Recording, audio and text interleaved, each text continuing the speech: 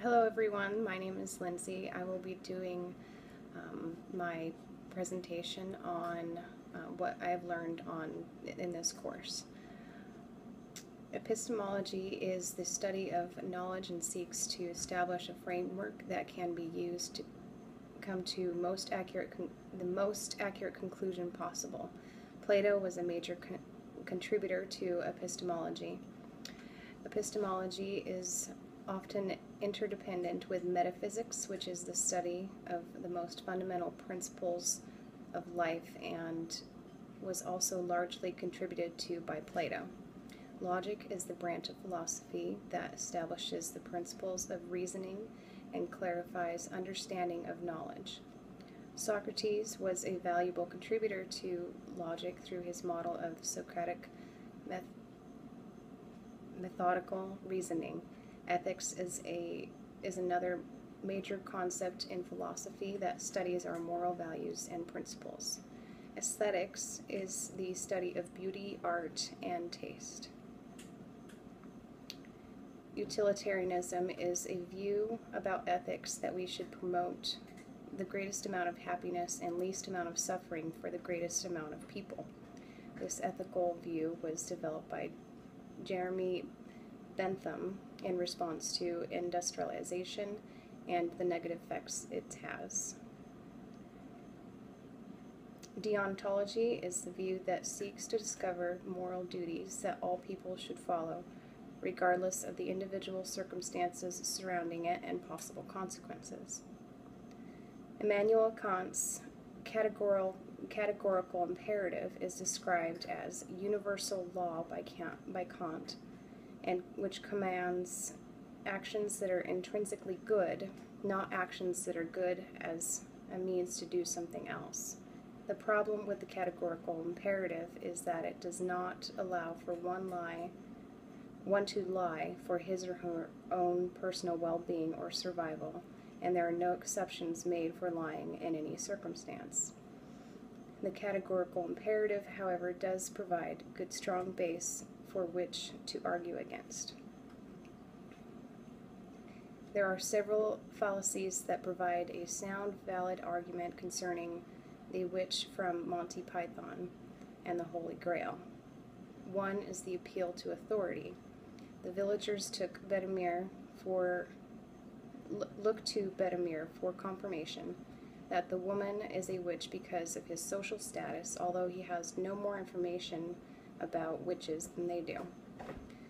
Another argument that the conclusion was made through hasty generalization, which is also a fallacy and does not create a sound argument.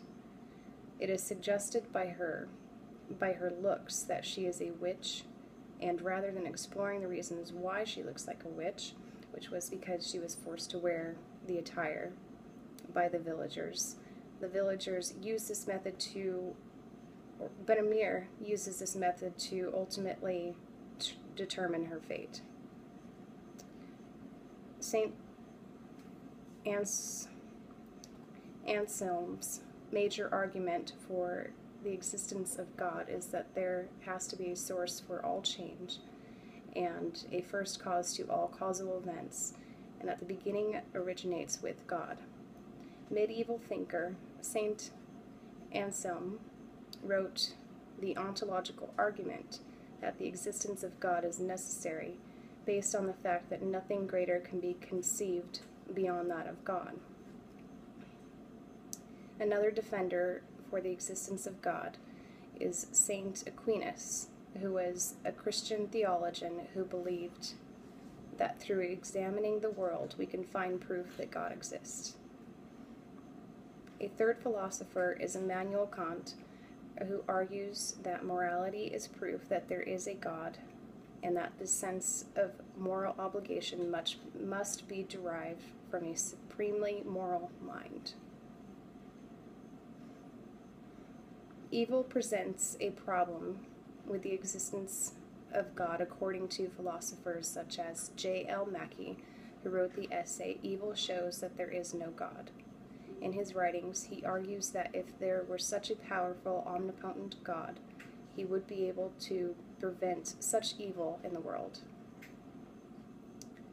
The mind-body problem is in viewing the mind and body as two radically different aspects of the self. And Leibniz's law creates a solution to this problem by denying or ignoring the non-physical self and focusing instead on those parts of us which can actually be observed.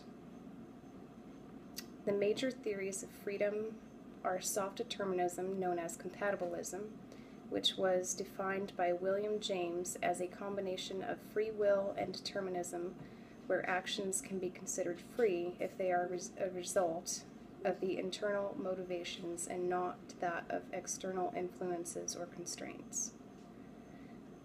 Determinism is the view that no human action is free and that all actions are brought about by previous events in accordance with the universal laws that govern the world. A major contributing philosopher of determinism was Baron de Holbach.